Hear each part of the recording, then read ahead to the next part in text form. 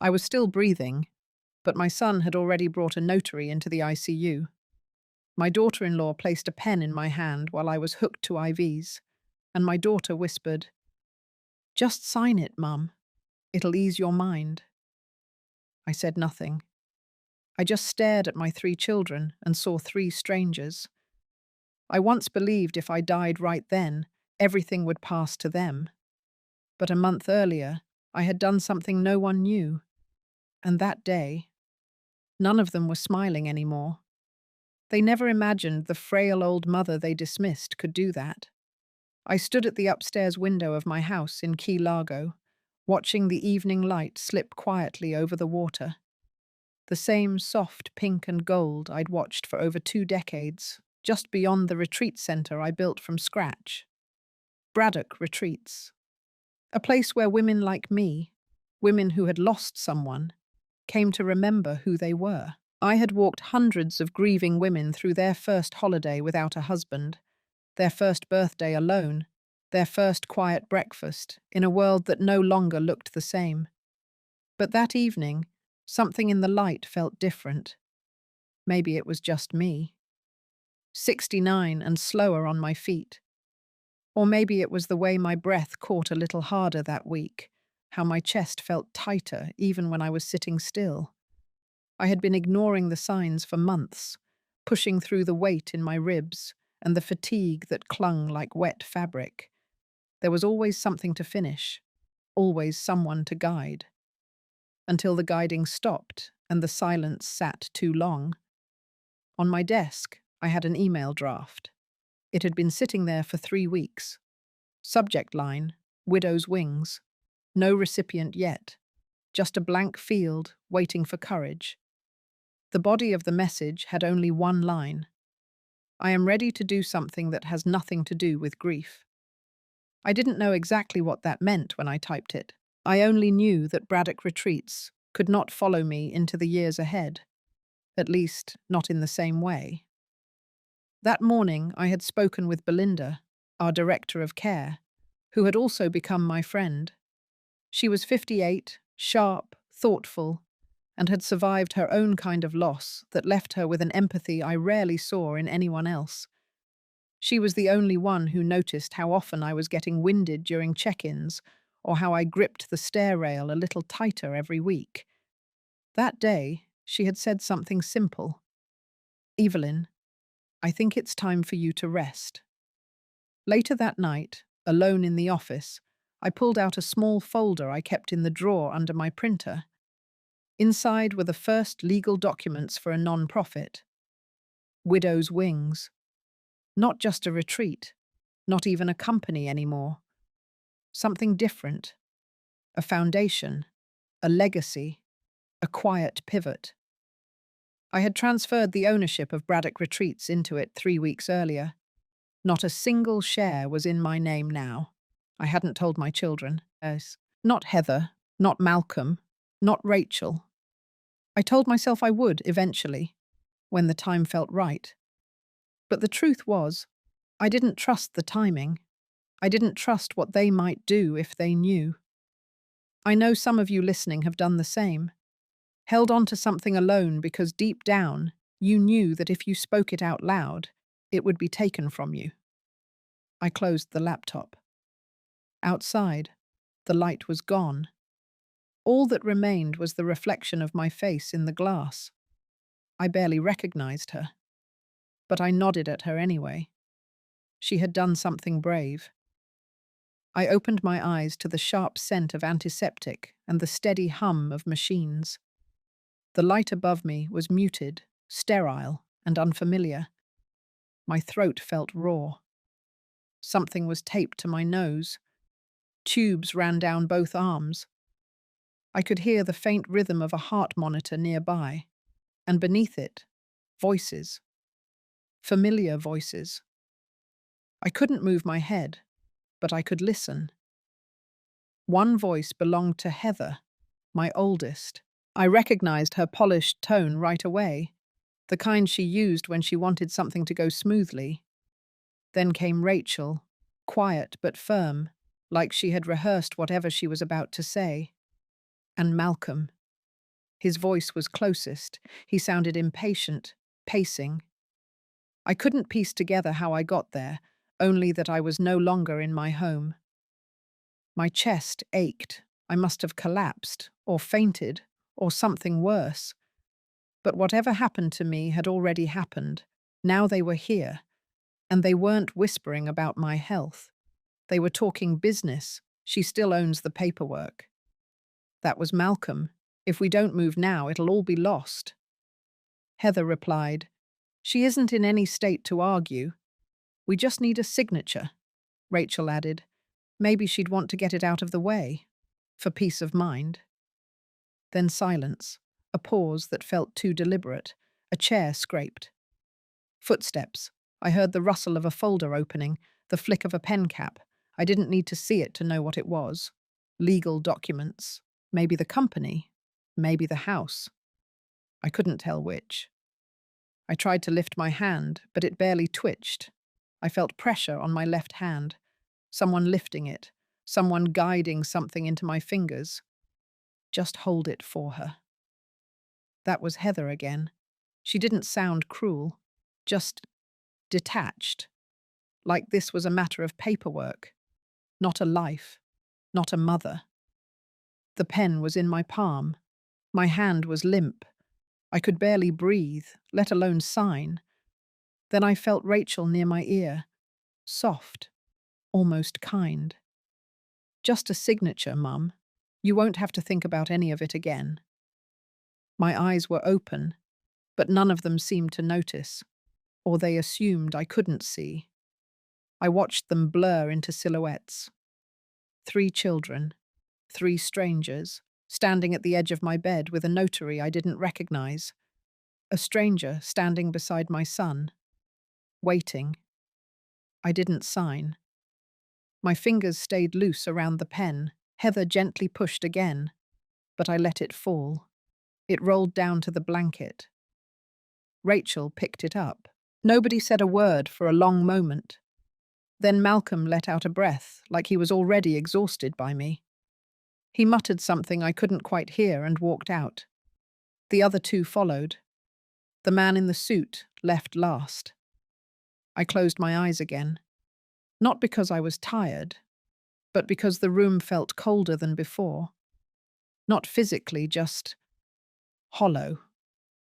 They had come to the hospital, not with flowers or comfort, but with papers and a pen. I had given them everything once. When they were too small to feed themselves, when they cried through the night and clung to my shirt. And now they had come to collect one more thing. And I hadn't even left yet. By the 3rd morning in the ICU, I had recovered enough strength to sit up without help. The tubes had come out, and the oxygen was no longer clipped to my nose.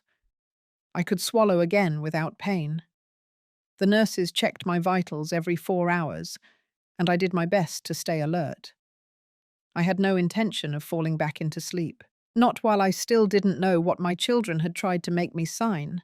Belinda arrived that afternoon. She walked in quietly, with a small paper bag from the cafe downstairs, and her reading glasses perched on her head like always. When she saw me sitting up, her hand flew to her chest. "Thank God," she said. I was starting to worry. She sat down beside the bed and handed me the coffee. I took it with shaky fingers. "They came," I said. She nodded. I figured. They brought documents, a notary. She didn't ask for details. She didn't have to. Her eyes darkened, and she leaned back, crossing one leg over the other. "Malcolm called the office," she said, "told the receptionist that since I was unwell, he'd be taking over leadership duties at the retreat." My fingers tightened around the paper cup. "He said I had given verbal consent last month," Belinda added, "that he was just waiting on signatures." I looked out the window. The view from the ICU was just the top of the parking structure and a stretch of grey sky. No water, no trees, nothing soft. I had always known Malcolm was ambitious.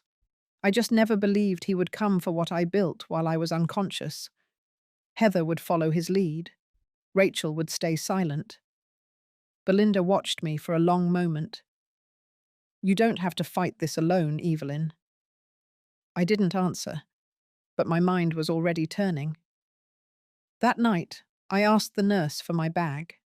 Inside was my phone, my reading glasses, and a folded sheet of paper with the password to my private email.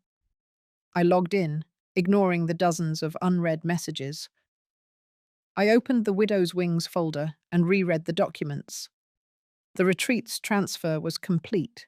It belonged entirely to the non-profit. I had signed it over 3 weeks earlier in the presence of 2 witnesses and my attorney. It was no longer mine. But more importantly, it was no longer theirs. I opened a new note on my phone and began to type. June 4th, ICU. Malcolm brought a notary. Tried to force signature while I was sedated, Heather present.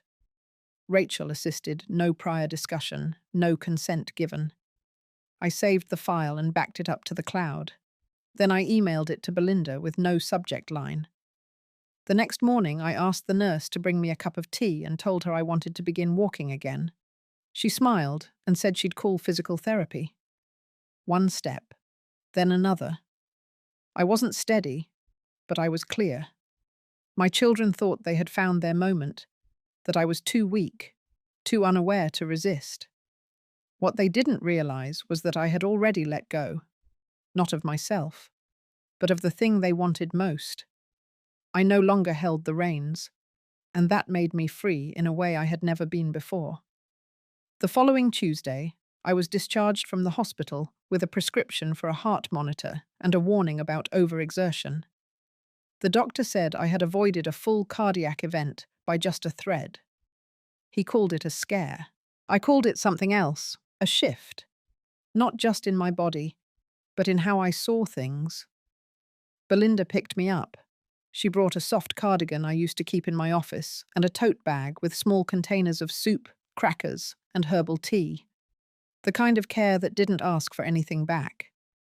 We didn't talk much on the way home. I wasn't ready, not because I was afraid of what had happened, but because the house felt different now. The silence inside it was heavier than usual, like it knew. The first thing I did when I got home was walk to the safe in the guest bedroom closet. I opened it slowly, even though I already knew what I'd find. Everything was still there.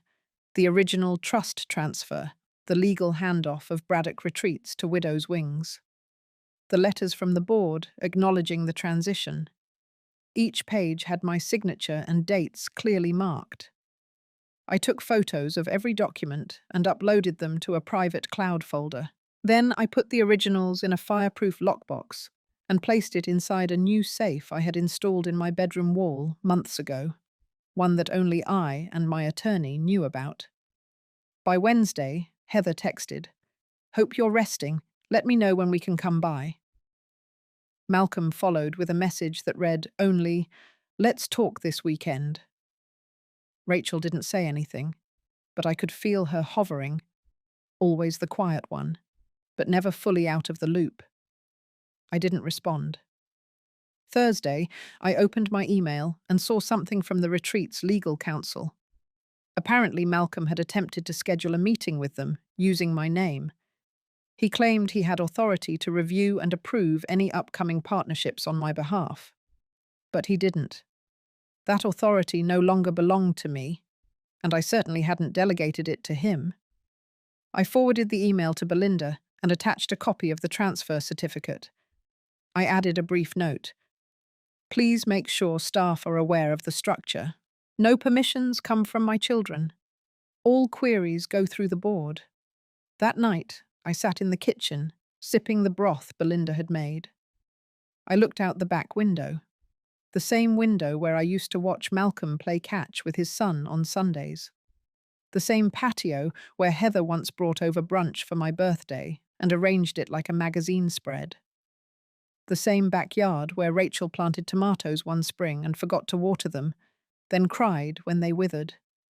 It hadn't always been like this. But then again, it hadn't changed overnight either. I pulled out my journal. Not the digital one this time, a real notebook. I wrote everything I remembered from the hospital. Every word, every glance, every moment when their intent had been clear. I dated the page. I signed it. Then I flipped to a clean sheet and began a new list. Things to prepare. Call the lawyer, lock down retreat communication, alert board of potential impersonation. Install cameras on property, update medical directive, remove emergency contacts, change power of attorney. It felt clinical, methodical, but necessary. The next morning, I mailed a sealed envelope to my lawyer marked "For release only upon Evelyn's incapacitation."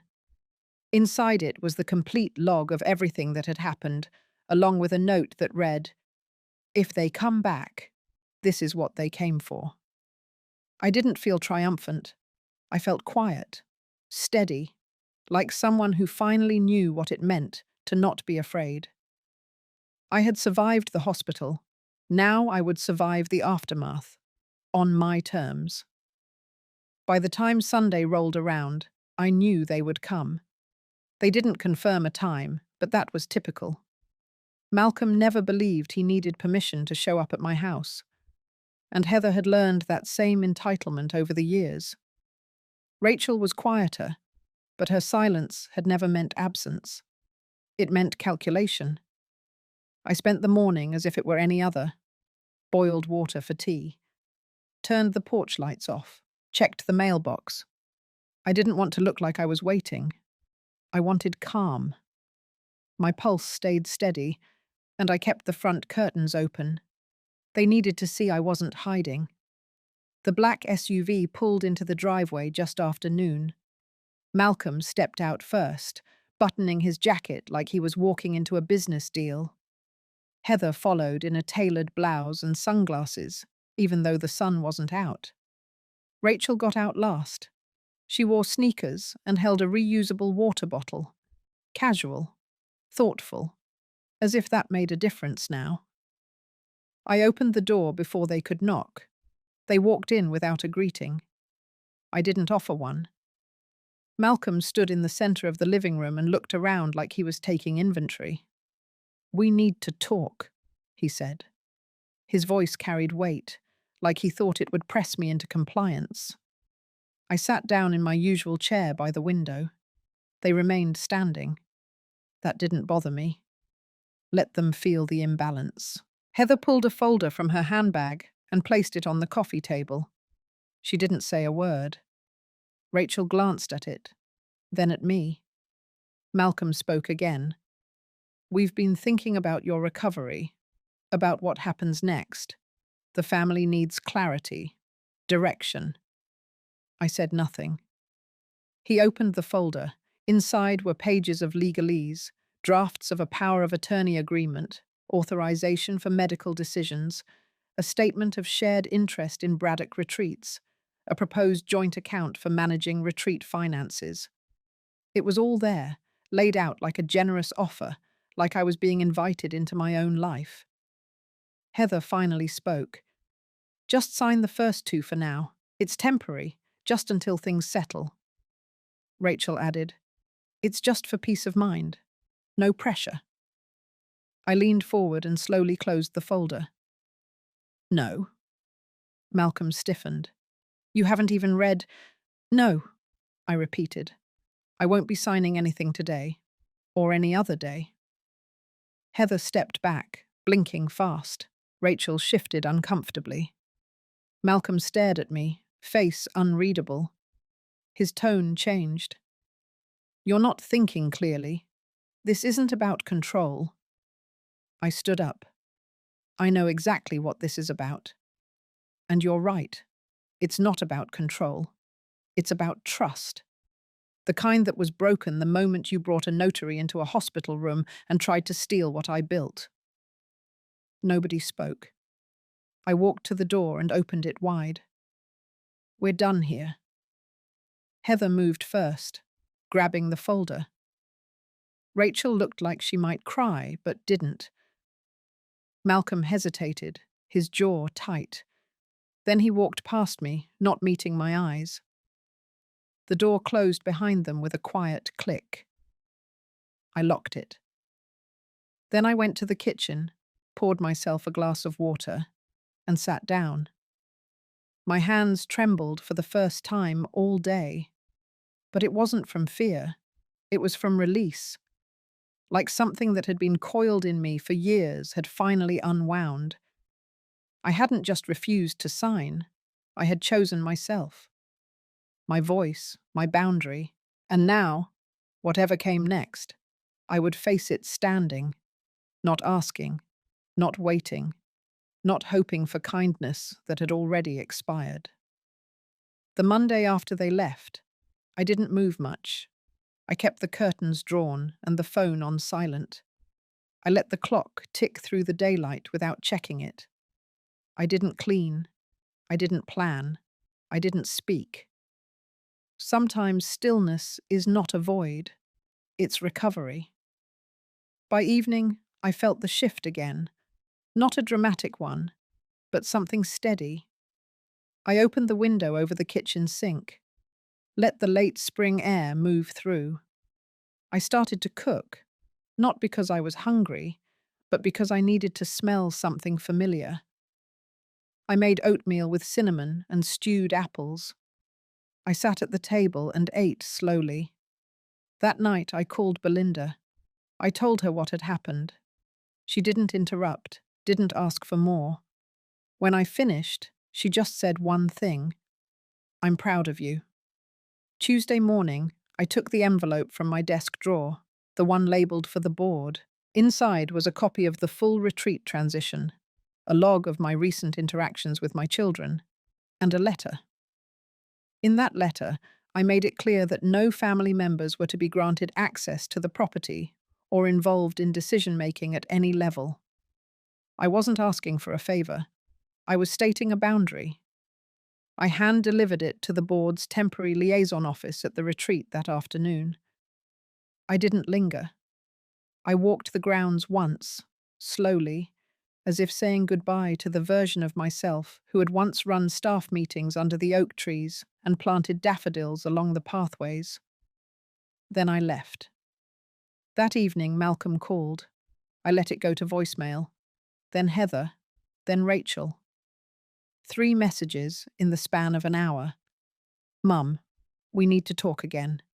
It's not too late to fix this. Can we just meet and clear the air?" I listened once. Then I deleted them. Wednesday, I went back to my journal.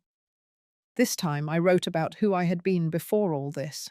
Not the mother, not the retreat director, but the girl who grew up in a 2-bedroom house in Ohio with a father who read aloud from the newspaper and a mother who cut coupons on Sunday afternoons. The girl who didn't own much but felt safe, felt chosen. By Friday, I had mailed 2 more letters, one to my estate attorney, updating the directives and reaffirming my trust terms, the other to a non-profit that supported caregivers of aging parents. I offered to sponsor 3 families for a full year of support services. Quietly. Anonymously. I didn't need anyone to know. I just needed to remind myself that I still had power. Not the loud kind. The rooted kind. That weekend, I cleared out the hallway closet. Not out of anger or symbolic closure. Just to make space. I boxed old towels and sheets for donation. I threw away worn shoes and expired pantry items. I rearranged the bookshelf and watered the plants. Some people rebuild with bricks and plans. I was rebuilding with breath. I no longer checked the driveway for visitors. I no longer kept a bag by the door in case someone tried to force their way in. I had already left the version of myself that would have opened that door. On the following Monday, a large white envelope arrived by certified mail. I saw the return address before I even broke the seal. It came from Malcolm's lawyer. I placed it on the kitchen table, sat down across from it, and let it rest there for over an hour. The house was quiet, except for the occasional creak in the wood floors. Even the wind outside seemed to still. When I finally opened it, the papers inside were exactly what I expected. A formal petition for emergency guardianship. Malcolm had filed a motion in family court to obtain legal authority over my financial decisions. Attached were documents signed by Heather and Rachel, citing their concern over my recent erratic behavior and the supposed risk I posed to myself and my estate. They called it love, protection, intervention, but it wasn't. It was control wrapped in legal language. What caught me wasn't the content, it was the confidence. They truly believed I would fold, that I would panic, that their combined pressure would return me to the woman who once made space at every table for their excuses. But I didn't call them. I didn't shout or cry. I called my attorney instead. By noon, I was in her office. Her name was Anita Meeks. She had represented me through the transition of Braddock Retreats and had known me long enough to read between the lines. I handed her the entire folder, including copies of the hospital records, the notarized transfer documents, and my journal entry detailing the day they tried to coerce me in the ICU. Anita flipped through the documents slowly, making careful notes. When she finished, she looked up and said, "This is not just a defense. This is a pattern." She was right. We began building a timeline. Every text, every attempt to isolate me, every manipulation veiled as concern. I retrieved security camera footage from the retreat's main office, showing Malcolm attempting to gain access 2 weeks earlier. We filed a formal response by the end of the week.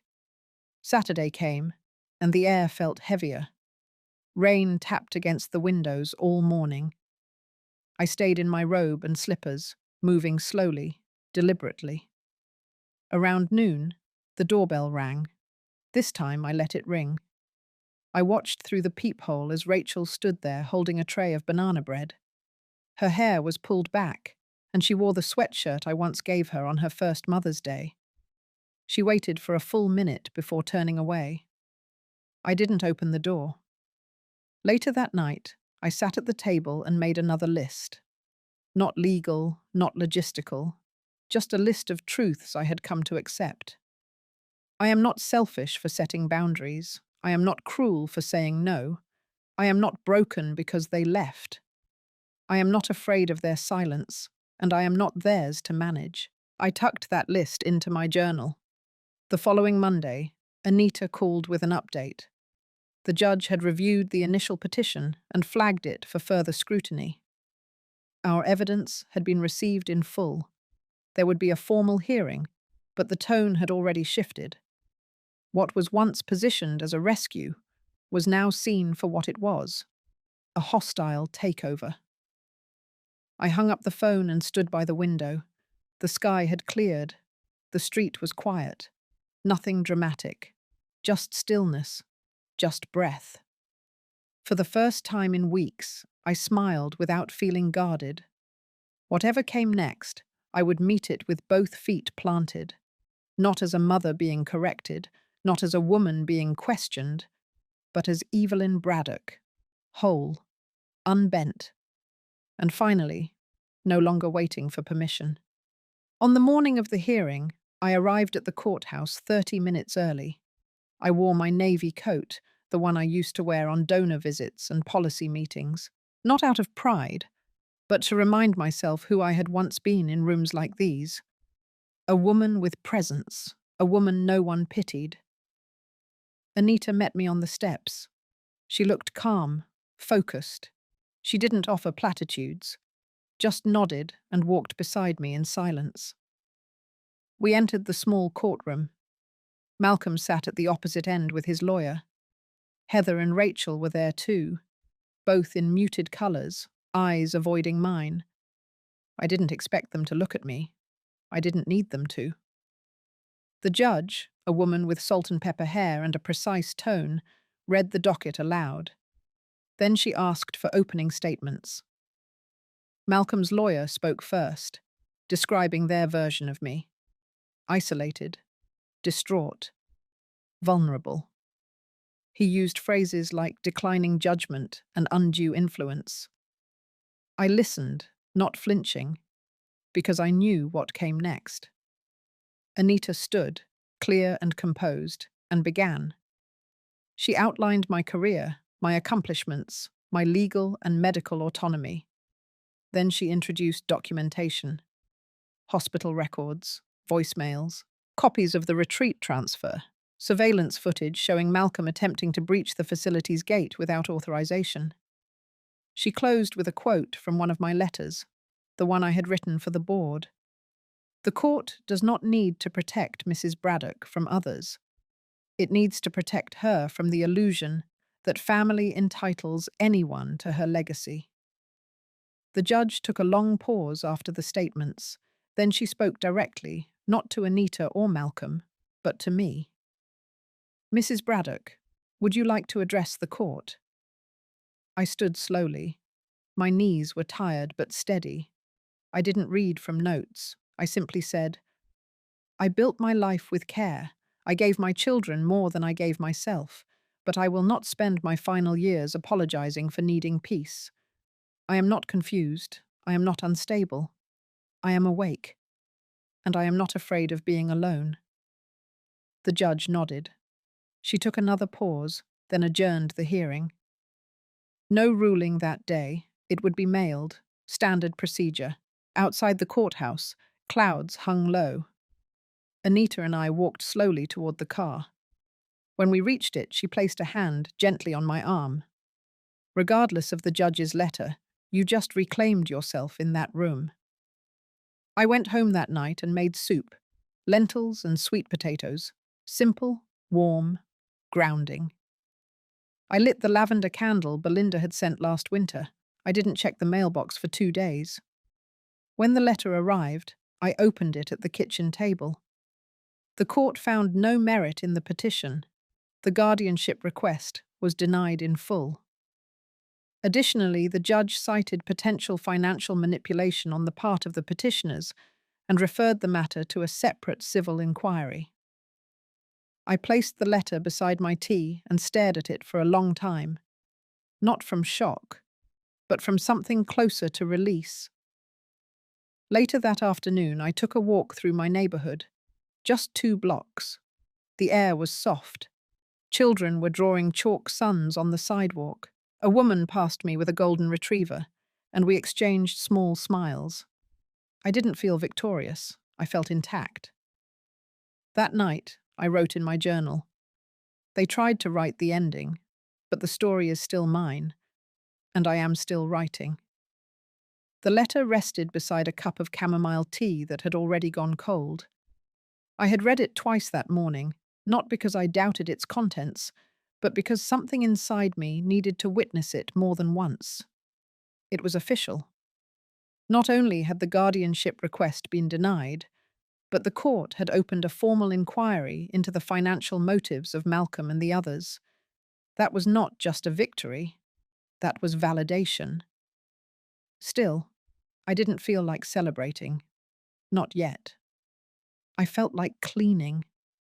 I spent the rest of the afternoon going through old drawers, papers, holiday cards, bits of ribbon and receipts. For years, I had saved everything. Every thank you note from Rachel, every sticky note from Heather, even the sloppy crayon drawings Malcolm made when he was still small and sweet. I placed a few in a box labeled for later, and the rest I quietly let go of. That evening, I prepared dinner for one. Roasted carrots, wild rice, a few slices of apple. I set the table the way I used to when company was coming. Not out of habit, but respect. Not for anyone else. For myself. Then I lit a small candle and opened my planner.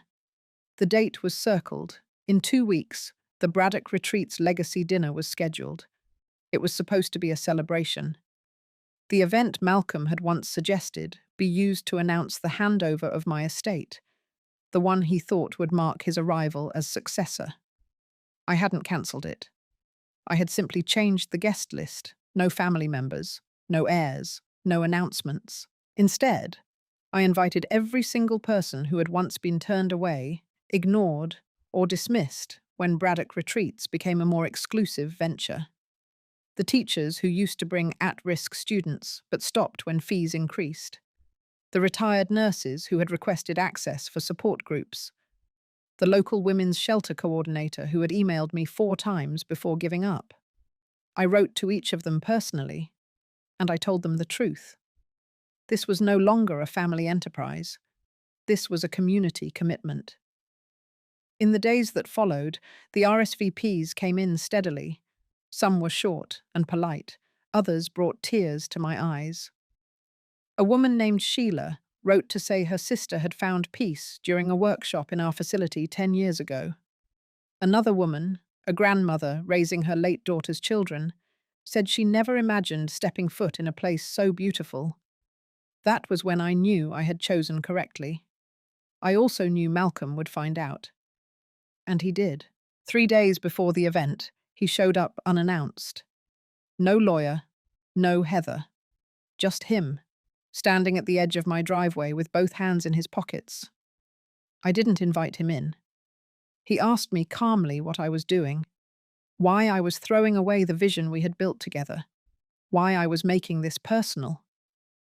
I listened, then told him it was never personal. It was necessary, because I had spent too many years confusing love with loyalty, and I would not do it any more. He stared at me, not angry, but hollow, like someone looking at a house he once lived in but no longer recognized. Before he left, he said one thing. "You won't have anything left for us when this is done." I looked him in the eye. That's exactly the point. Then I closed the door. The silence that followed wasn't empty. It was clean, whole. For the first time in months, I didn't brace for the phone to ring. I didn't flinch at footsteps outside my home. I simply stood in that quiet and let it hold me. And in that stillness, I smiled. Not because I had won, but because I had finally chosen myself. The night of the event arrived quietly, almost without warning. I had spent the morning in the kitchen, baking a simple lemon loaf and ironing my old navy dress. It wasn't new. It wasn't glamorous. But it was mine. I wore it when Braddock Retreats first opened its gates to the public. It felt like the right choice to wear it now. At 5 o'clock, the sun was beginning to lower just past the hill. The garden lights blinked on, and the soft hum of chairs being set outside the glasshouse echoed across the lawn. I watched from the side entrance as the guests began to arrive. A woman with silver hair stepped out of her car, holding a young boy by the hand. A man in a postal uniform. A woman in a wheelchair, slowly wheeled forward by her teenage granddaughter. None of them were dressed up. None of them expected anything. Inside the glasshouse, long tables were covered in plain linen. On each plate, I had placed a handwritten note. "You belong here." That was all it said. I stayed by the entrance as everyone filtered in. I greeted them not like a founder, not like a benefactor, but like someone who was simply grateful to see them again. Then I stepped up to the microphone. Not because I had a speech, but because there was something that needed to be said aloud. I told them about the early days, about how this retreat was never meant to be gated or curated, about how I lost sight of what mattered along the way, and how I had chosen, fully and finally, to return it to its original purpose. I told them the land was now in the hands of a community trust, that the legal transfer was complete, that there would be no inheritance battles, no loopholes, no room for reversal. The retreat would belong to the people who needed it most. For a few seconds, no one clapped, no one cheered. And then, slowly, someone stood. Then another, then another. They didn't speak. They simply stood there with tears in their eyes and their hands at their sides, as if honoring something that had been taken from them and was now returned. I stepped back from the microphone. I didn't need to say anything more. That night, after everyone had gone and the candles had burned down, I walked through each room slowly. The library, the meditation room, the tiny nook by the staircase where I used to take my coffee before sunrise. Each space had memory carved into its corners, but none of them owned me anymore. I returned home just past midnight. My shoes were dusty, my hair loose at the edges, my voice raw from hours of quiet conversations. But I felt lighter than I had in years. On the kitchen counter was a small envelope. No name, just taped there, waiting. Inside was a folded piece of notebook paper. Heather's handwriting. It said, "I didn't understand. I still don't.